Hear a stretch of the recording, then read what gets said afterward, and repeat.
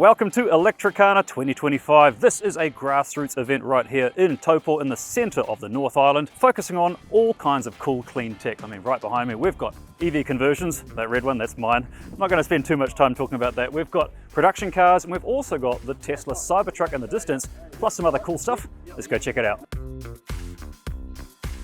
First vehicle I want to look at is this, an EV conversion. This is Ra from Ripple Tech. So what is it? It's called Frankie. It's a Ford Ranger with a 110 kilowatt Nissan Leaf stack. Oh, you got the 110 kilowatt Nissan. 110. Oh, so that's the spicy version. Slightly spicy. It's mild. Okay, I'd say medium spice. Well, I saw this on social media and I thought, oh, I didn't know it was running, because you only just put the motor in like 3 months ago. How did you get it done so quickly? Because my conversion's taking months. It might have been 4 or 5 months since we put it in. Okay.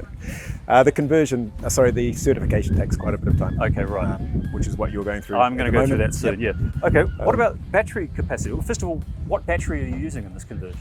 It's a 48 kilowatt hour Nissan Leaf battery. Oh, so straight out of the Leaf. Straight out of the Leaf. Plug and play. Just try and make it as simple as possible. Oh, that's smart. Yep. This is useful information for me. What's been the most challenging part of the conversion? I would say the certification. It's relatively easy to get everything together and working, the wheels spinning. Braking here is a little bit of an issue, but it's not too bad. The power steering was a technical problem because you have to get a power steering pump that you can control with CAN bus, so it varies at speed, it turns on and off with speed. So that was a technical challenge, and then the certification. Okay, so that's the how. Why? Why have you converted a car to electric? Especially this, a big chonker. A big chonker. Well, Tak Mutu and co from Mountain Bike Rotorua wanted a shuttle vehicle. They don't like the idea of the diesels cranking up and down the hills in Rotorua. An electric version of the same thing was what they were after. It's much nicer in the forest when you're cruising at 20 kilometres an hour without any sound whatsoever. There's no smell for the mountain bikers. Lots of that is great. And you're going up and down hills, so you can regenerate on the way back down. This is intriguing, and I can't wait to see this moving around for a bit, but you're also the brainchild of this baby, right? Yeah, that was one of our first conversions. It's adorable. I've seen this one on Facebook as well. Please, okay, while I've got you, tell me, what's the basic specs of this one? Again, we've stuck with the Nissan Leaf, but this is just a baby one. The motor's down the back, right? Motor's down the back. Oh, so rear wheel drive, rear engine, rear motor. Yep, all Generation 1 stuff. So it's quite nice because you can move all of the bits around a bit with the Generation 1, which is good for a vehicle like this, which is space constrained. You know, there's not a lot of room. So what have you done for a battery? It's a 24 kilowatt hour battery. Oh, so again, Nissan Leaf battery. Nissan Leaf battery. It's sitting in under there, under the gear. So we haven't used the original case, but it is otherwise the original components. What would you find the hardest or easiest to do, a ute or a van conversion? The rear wheel drive part of the van is really nice. So that was good. We've just basically spun the whole Nissan Leaf system around. Yep. So that everything points backwards instead of pointing forwards. Are you still using the diff, or you got drive shafts? We're using the Nissan Leaf diff and the drive shafts from Bongo. Oh, brilliant. Okay. Yeah. Look at that. Well, what sort of range do you get out of the... I mean, it's only 24 kilowatt hours. I'm guessing the batteries may have got a little old with time, as happens to the best of us. Oh, but it is very light. So what are we looking at, 100 k's per charge? It's light. That helps, but it's also small, so you don't have a lot of drag. Oh, yeah, sure. So we're talking about 115 kilometres, that's about it. That's very useful for a little zip-around car. It's all you want for delivery, so it's fit for purpose. Yep. Perfect. I love this. And you've got a retro-looking vehicle that doesn't produce any emissions and costs almost nothing to run. I mean, and it looks cool. And we can get from home to the surf beach and back again, which all is in great. one charge, eh? See, what you need next... Oh yeah, solar panels on the roof. Yeah, that could be good. Well, that was Ra from Ripple Tech, thanks mate. Next is not my own EV conversion behind me. That is a work in progress. It's got its own YouTube channel if you're ever bored. I want to concentrate not only on the BYD Shark 6 Ute, which got me here, but this behind me. It's a Ford F150, but as you'll notice, the steering wheel's on the correct side. This is Jeff, and this is a Ford F150 Lightning. I didn't even know we had any in New Zealand, so how did you get your hands on one? I got a son in San Francisco, he sent it out for my Christmas present. Are you serious? No, I'm sorry. Have you considered adopting a house-trained 44-year-old son? The steering wheel's on the correct side though. Yeah, but I drove it for a year. He sent it out left-hand drive. My missus said this is too difficult. How did you convert it? Just took it over to the Eagle Spares and you put them up. Eagle Spares? I didn't even know we did right-hand drive Oh conversions. yeah, no, they've been around for 20 years and they've done hundreds. Took about a month and 30 grand. 30 grand? That's all it costs to convert? Yeah, and it's incredible what they did. You know, they It looks built a whole factory. new dash. That is amazing. And it's actually better than it was new, I think.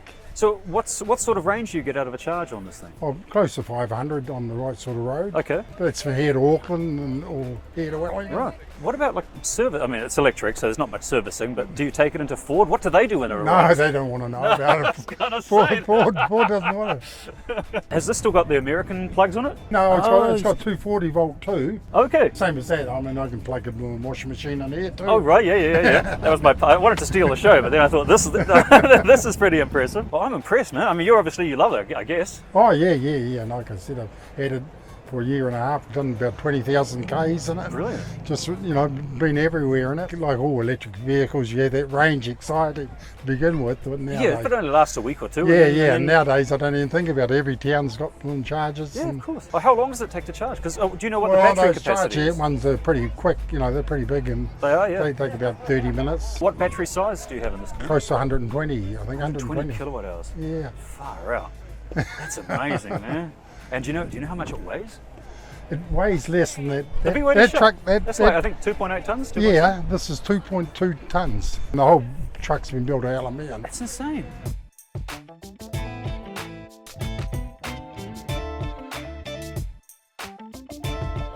I'm going to take it easy, I promise. Yeah. Okay, so what's the basic controls? Accelerator. Accelerator? Brake? You don't need brakes. What do you No. Cruise control. Actually, it actually does, but I never use it. Oh, gee, it's a bit spicier than I thought. Oh, God. 21st century, man. All right. That scooter was very, very cool. We can't deny it. A little bit of 21st century quad bikey stand-uppy tech. Something else that's 21st century, but very divisive if you've been on a thing called the internet, is the Tesla Cybertruck. Now, I recently did a video when this thing was in Sylvia Park Mall, and I listed all the reasons why you're probably never going to own one. A few reasons why we probably won't ever see that in New Zealand, but that doesn't mean it's not attracting crowds. Even if you love or hate this thing, you can't deny it is a crowd storm gatherer. Love it or hate it, it's polarizing. Gosh, that's bright. Okay, I've roped in Karen from Tesla to tell me. Oh, I've got my sunglasses on. Yeah, let's change angles. This is Karen from Tesla, and I've roped him in to ask some stupid questions about the Cybertruck. First of all, what variant are we looking at here? This is the one that's traveling around New Zealand. Yeah, so this is the one that's on tour at the moment. It's been in Auckland, down to Electricana here in Taupo, and then down to the South Island. Oh, where in the South Island is this going to be? Wheels on Wanaka. Okay, wheels on Wanaka if you're interested. Yeah, Go check it out there. And this is a dual motor long range. What sort of Ks per charge does this one get? Plus 500. I haven't actually checked, to be honest, but yeah, it's been doing about 500k per charge. Like all the specs and all that's available on the internet. 500-ish Ks range, 123 kilowatt hour battery pack, I believe. Correct. What are people looking at when they climb it? What's the first thing that grabs it, other than the obvious fact it looks like something out of Minecraft? Steering wheel. The steering wheel. Everyone loves the yoke steering wheel. Oh, right. So, Okay. yeah, So that's the first thing the kids go for? Yeah. Oh. And the screens. Do you know ultimately what the fate is? Is it staying in New Zealand or you don't know? I don't know yet. Okay, all right. But it will be touring around South Island after the wheels on Wanaka, and then coming back up to Wellington, and then probably back up to Auckland after that. It's all happening. Helicopters, motorbikes, combustion. Man, it's the sound of the 20th century going past, man. And dogs. So the Tesla Cybertruck, it is still a crowd pleaser, love it or hate it. Another thing though that is sort of Tesla related is Drive EV. They've got Hulk on display, but they've also got something I've not seen with my own eyes yet, which is a bit of cool tech. I didn't even know Teslas had this functionality. Vehicle to load on a Tesla. Next is Ned from Drive EV here in Taupo, and this. Vehicle to load on a Tesla. How does this work?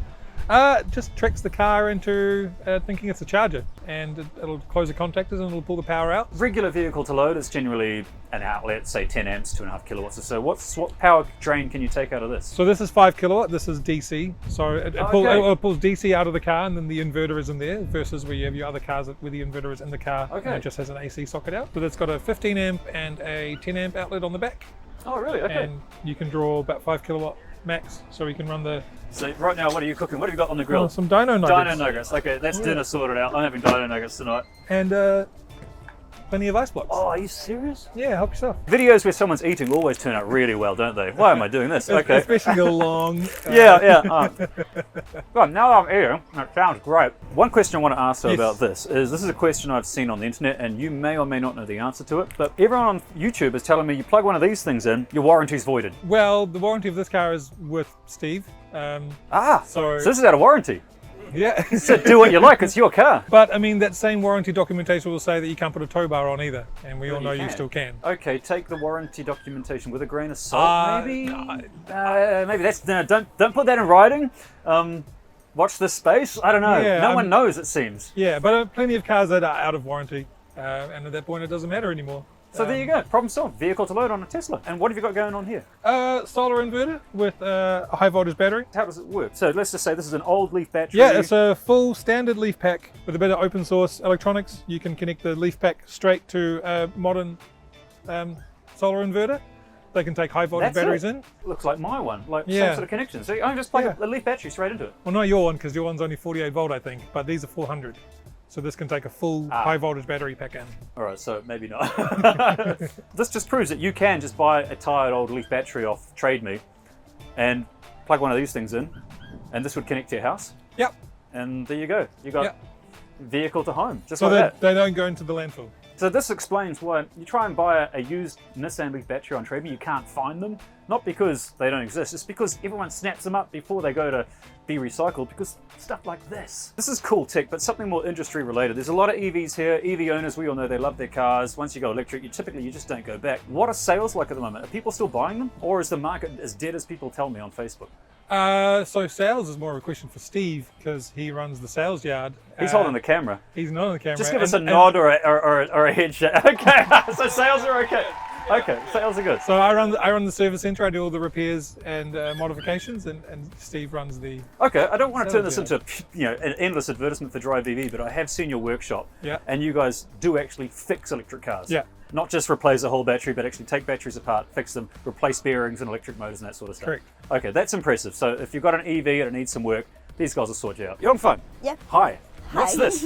The zinc air battery powered the scooter is composed by the zinc plate, and the calcite reaction is need the oxygen to go through the zinc air batteries. What are we looking at? What is this? This is different to any battery setup I've seen before. The tube is made us to easily to fill out the electrolyte. Okay. What electrolyte are you using? It's the potassium hydrochloride. Okay, that's a lot of letters. I haven't had enough coffee for that many letters. So what makes this scooter different from a regular scooter that you can buy on eBay? I think the biggest advances of this zinc air batteries is that it's much safer than the lithium batteries. The energy density of the zinc air batteries is much higher than the lithium batteries. So safer and greater energy density. Yeah. We know this is the battery. What's the green box? We should use the zinc air batteries to charge the capacitance for a while, and then the capacitance will power the scooter to run. And what voltage is each of these cells? Because normally lithium is like 3.7 volts. The voltage of each cell is about 1.4 or 1.4 volts. What's the total voltage? 38. 38 volts? Yeah. So this is quite new technology, but how does it work out in energy density per dollar? Like, does it cost less than lithium or more than lithium, or about the same as lithium? It's a little lower than the lithium battery. Okay, so is this the next big battery of the future? Maybe. Maybe? All right. We talked about the technical specs. Can we see this in motion? Yeah. Okay. Okay, my feet to give it a power first and then.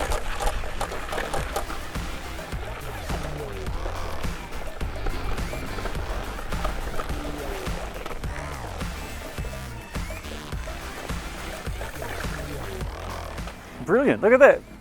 Zinc air batteries. Working prototype from the University of Auckland. Yes. I'm impressed. All right, this could be the next big breakthrough we're waiting for, and it's right here and it exists today. Sort of. I was actually hoping to steal the show a bit in my Austin Allegro electric car conversion. I've got a bit of a crowd here, so I'm just going to show that it does actually work, although it is running on an extension cord. It's in reverse. We should be powered up now. The lights on the dashboard say we are. There we go.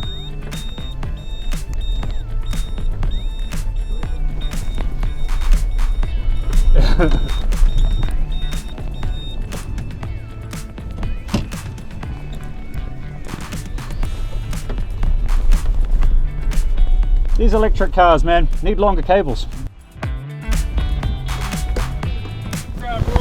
Yes! That's some electric motor out of a Nissan Leaf that I bought, been in a crash. If I press it enough, That's the brake pump that turns on. This box just turns mains voltage into DC high voltage, so the Nissan Leaf motor works. The supplier in China did everything for me. The batteries just arrived to my doorstep. They were so painless.